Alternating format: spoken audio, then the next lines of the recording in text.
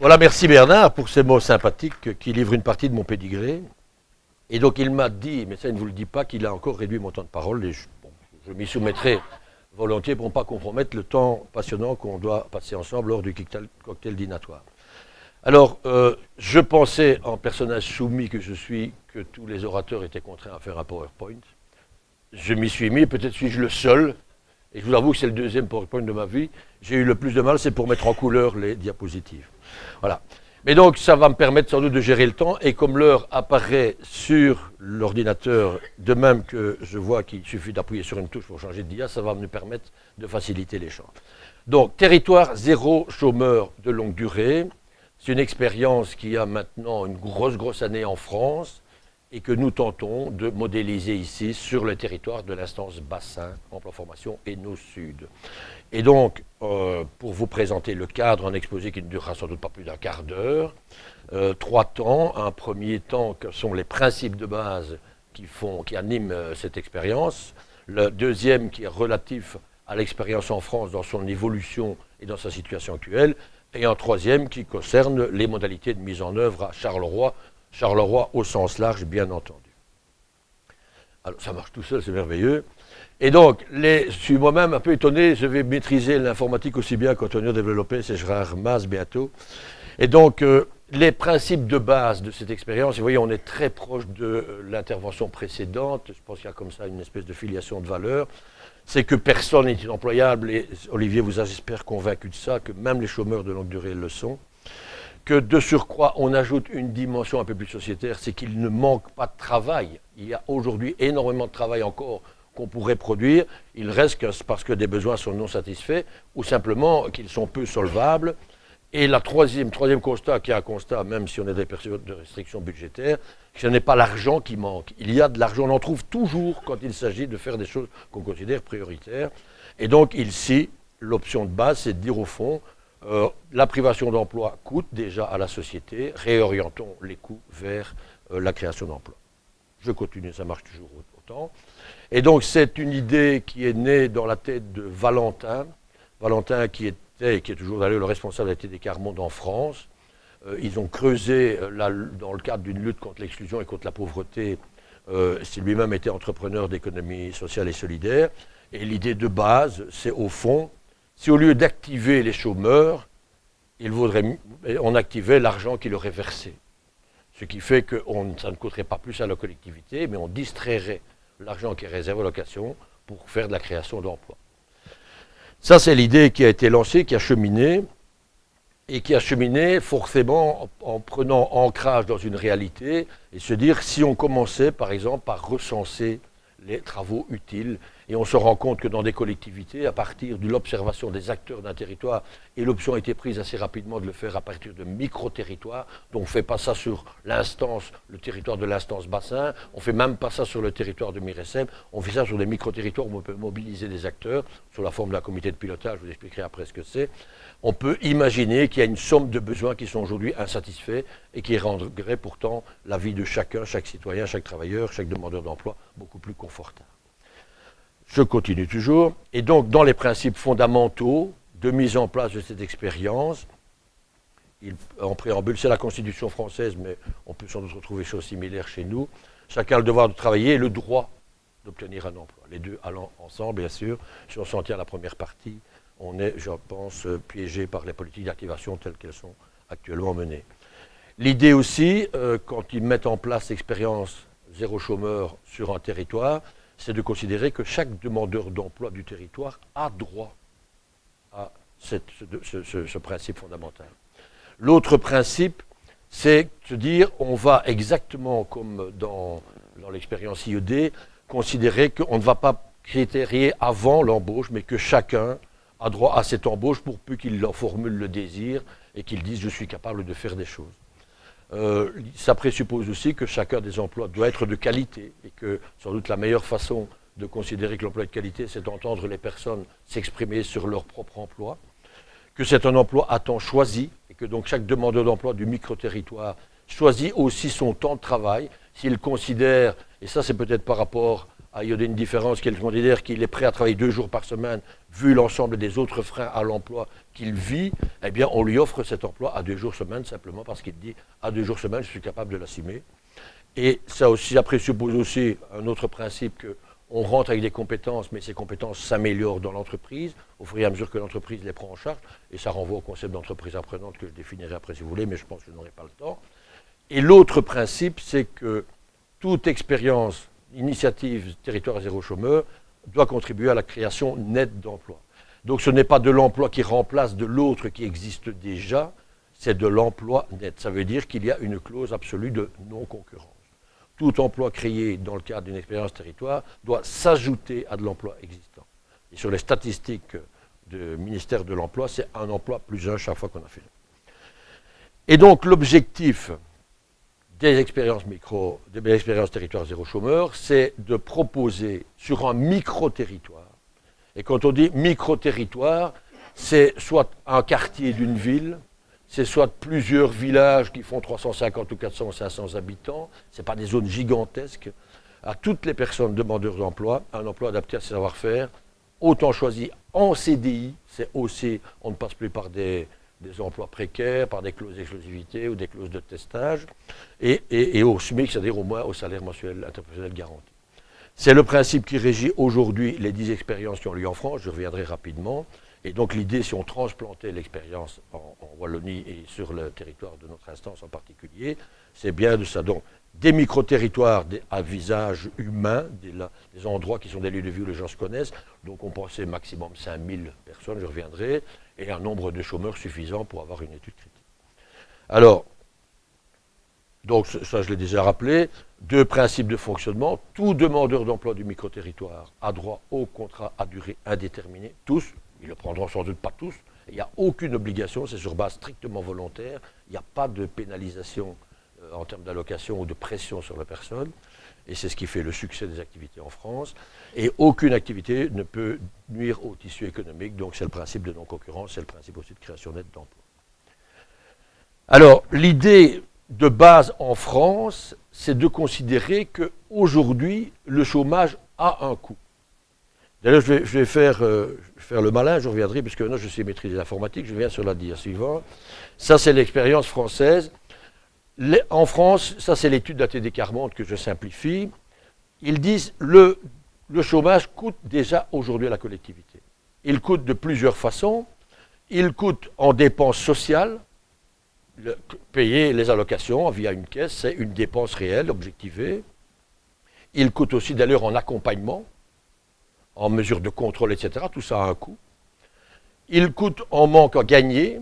Quand on est demandeur d'emploi avec le revenu qu'on a, on a peu de contributions à la sécurité sociale, on a peu de contributions à la TVA, on a peu de contributions de ce style-là, et même en termes d'impôts. Il coûte aussi parce qu'il y a des dépenses qui sont liées à l'emploi, qui sont tout à l'heure toutes les allocations, l'accompagnement, et il y a aussi tous les coûts induits. Par exemple, on le sait que les gens qui sont en précarité ont des situations scolaires, leurs enfants ont des situations scolaires beaucoup plus difficiles, ont des problèmes liés à la santé. Quelqu'un qui est à la limite de la précarité coûte aussi en matière sociale. Et donc, ce faisant, ça c'est le modèle français, je reviens en arrière, je maîtrise toujours le truc. En France, ils estimaient à 18 000 € annuels le coût d'un demandeur d'emploi, additionner les sommes des différentes affectations. En Belgique, et je cite des sources je ne lis pas référence le soir. Quand je lis le soir, c'est le supplément des sports. Mais ici, les chiffres de 2016 évoqués par le supplément référence estiment qu'un travailleur sans emploi en Belgique coûte 33 000. La différence avec la France s'explique aussi sans doute parce que les coûts salariaux sont plus élevés. Et donc forcément, si les coûts salariaux sont plus élevés, les rentrées sont aussi plus élevées en termes d'État. Voilà. Et donc de nouveau, c'est le coût d'allocation, les dépenses d'activation, le manque à gagner en sécurité sociale et en impôts, et aussi les dépenses sociales liées à la pauvreté. Alors voilà, donc ça c'est le cadre général. Je reviens maintenant en France, et je vais rapidement. Mais donc en France, il existe un droit qui n'existe malheureusement pas chez nous, des régions de proposer des lois d'expérimentation. Et donc en Bourgogne, pourquoi la Bourgogne par hasard, un député, Laurent Grand-Guillaume, a saisi l'opportunité de la région de déposer une loi et il Ils ont travaillé beaucoup avec Valentin et un comité qui a beaucoup pensé ça, sinon pas. C'est pas autour d'une chimée bleue dans un café de Beaumont qu'ils ont inventé ce machin. Et donc, ils ont déposé un projet de loi qui a été adopté à l'Assemblée nationale à l'unanimité. Donc, à l'unanimité du Sénat et à l'unanimité de l'Assemblée nationale, le projet de loi expérimentation territoire des zéro chômeurs a été adopté. C'est relativement rare, c'est presque unique, et même le FN l'a voté. Ce qui me fait dire qu'en Belgique, si on appliquait ça à l'ensemble des partis démocratiques, je n'imagine pas un seul instant qu'un parti démocratique ait une quelconque résistance à voter une loi fédérale de ce type-là.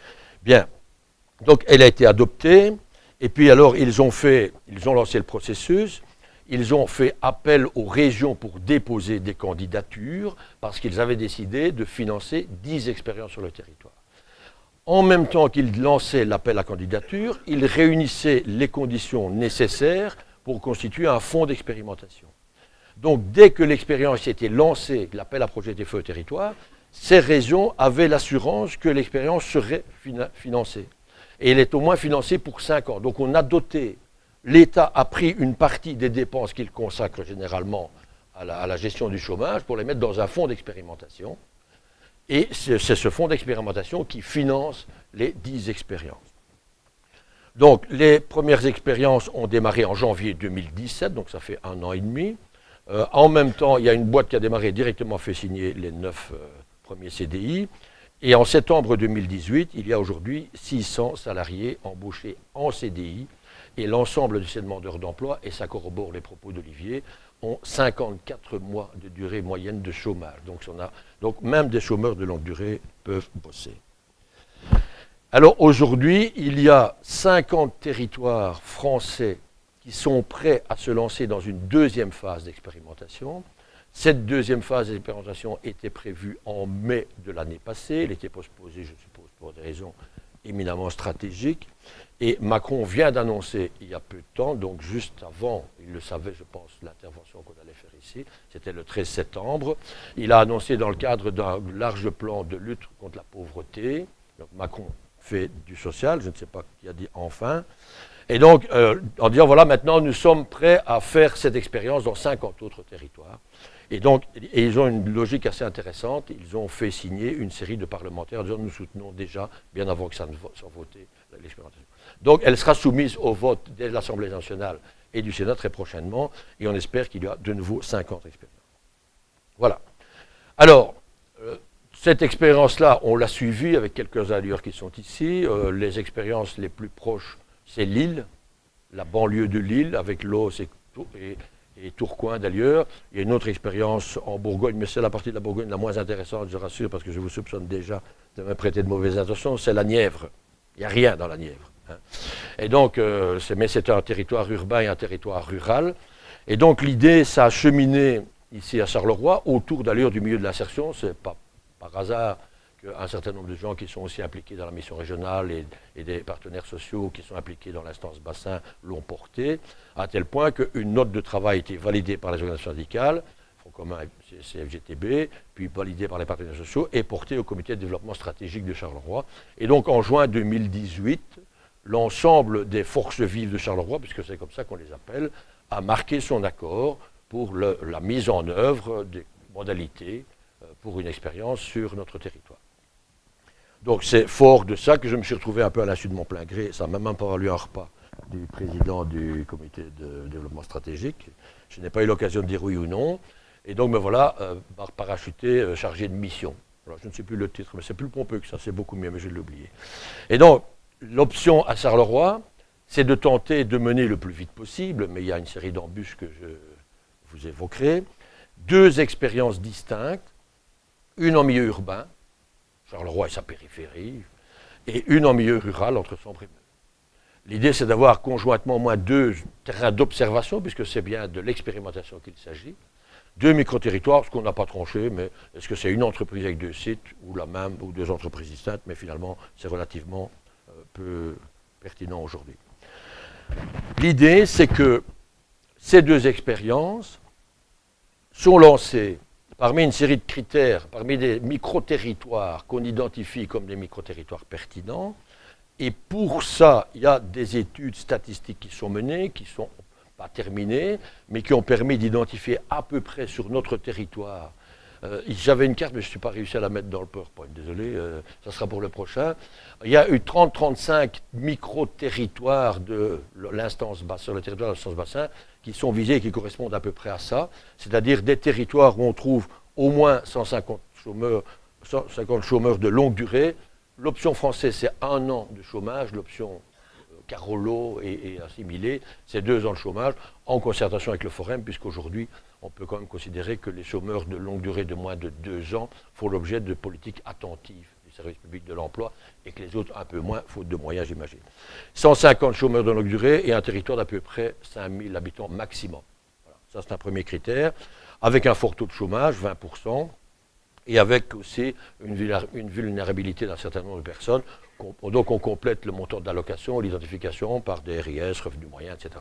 Ce sont les indices de bien-être. Donc la recherche n'est pas terminée, elle t'a affiné. S'il y a 35 territoires, ce n'est pas un problème, ça révèle simplement qu'il y a quand même une grande situation de pauvreté dans beaucoup de nos sous-régions, de nos micro-territoires. Mais l'important, c'est le deuxième critère qu'on va mettre en œuvre pour les identifier.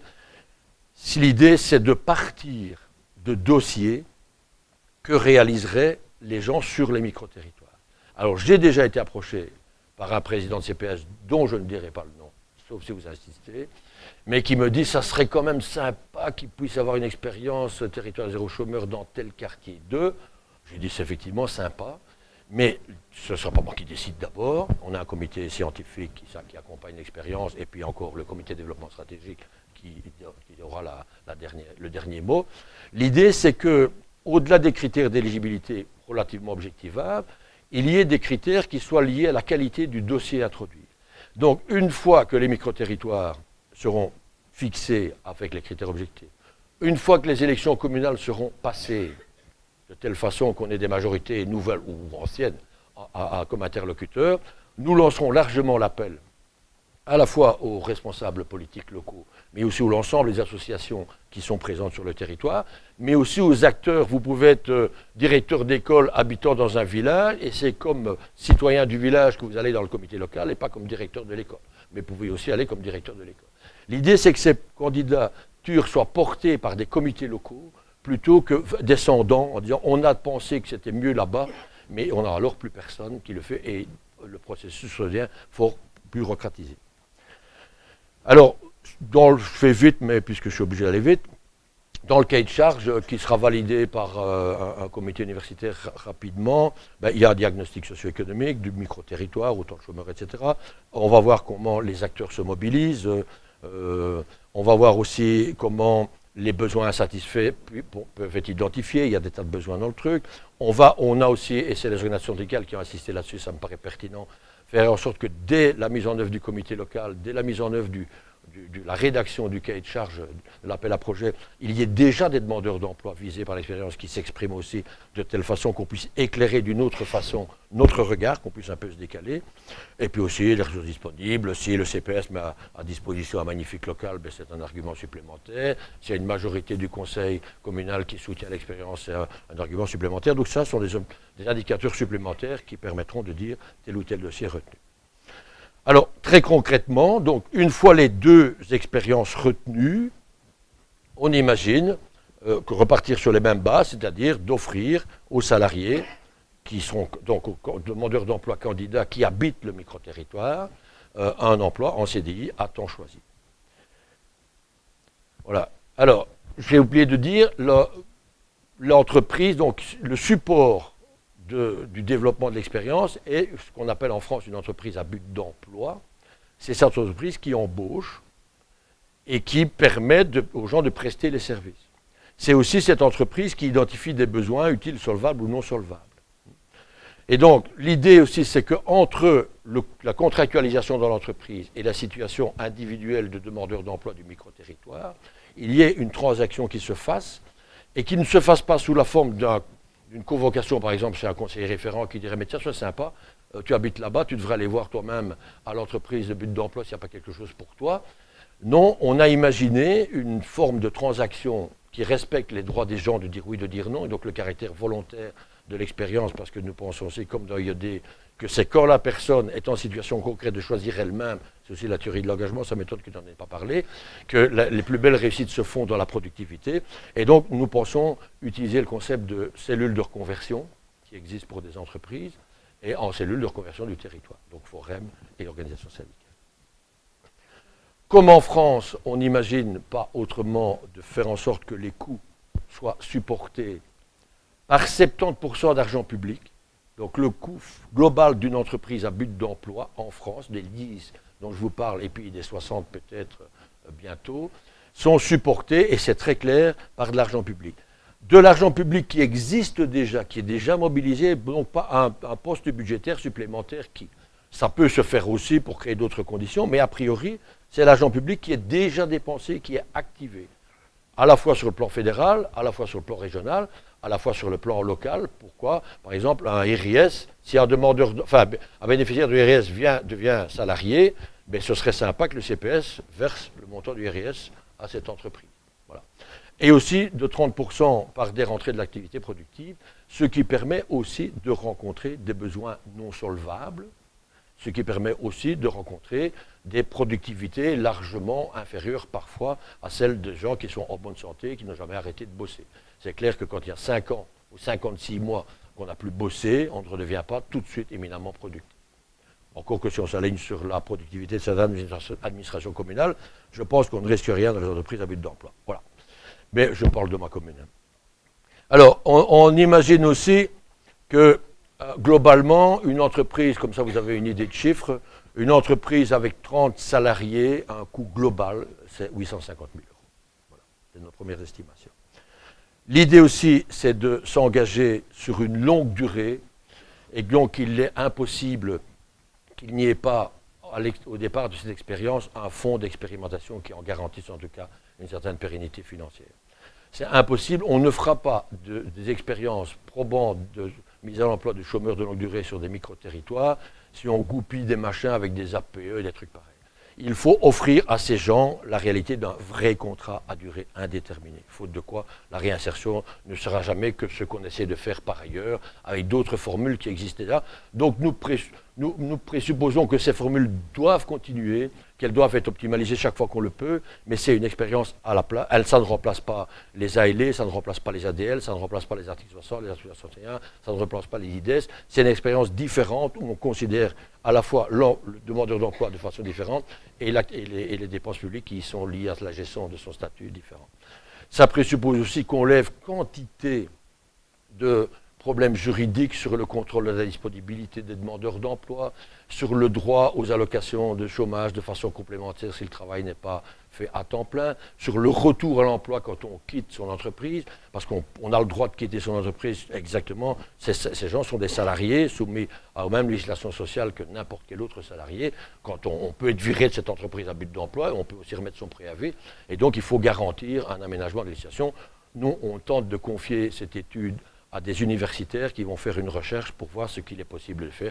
Est-ce qu'il faut modifier la loi, la Constitution, ou est-ce qu'il faut simplement un accord du comité de gestion de l'ONEM pour un fonds expérimental? Tout ça sera étudié à court terme, et dès qu'on le sait, on le diffuse à tous ceux qui souhaitent d'ailleurs entrer dans cette expérience, puisque c'est une expérience qui commence à faire déjà un peu partout en Wallonie.